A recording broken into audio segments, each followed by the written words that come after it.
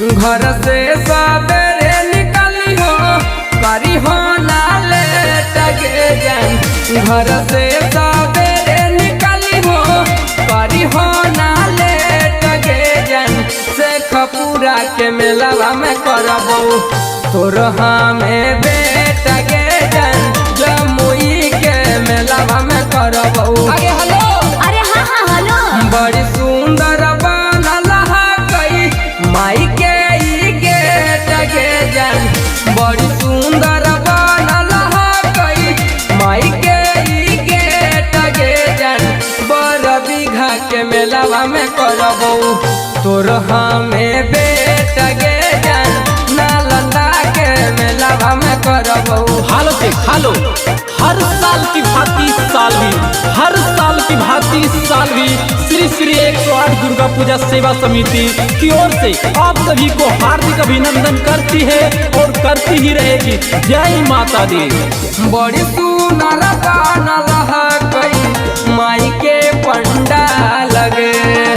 एक बेरी देख मीता ओइमी हर साल गे। बड़ी सुनर बनल कई माई के पंडाल गे।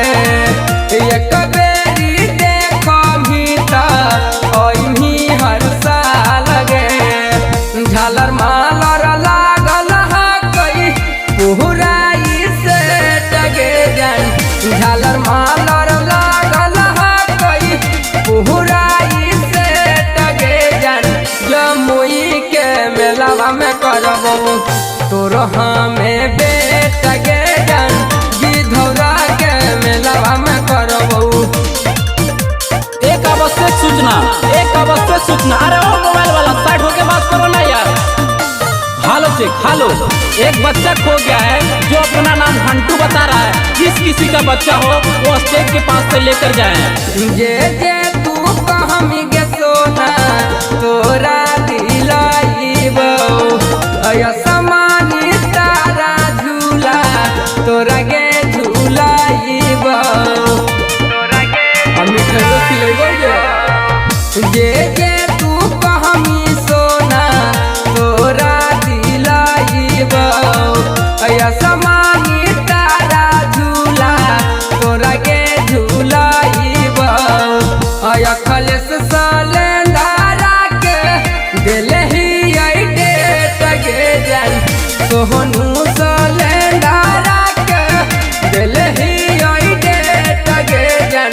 ना बदा के मेलावा में करबो तोर हमें बेट गे जान। शेखपुरा के मेलावा में करबो। माँ प्रतिमा रिकॉर्डिंग स्टूडियो शेखपुरा।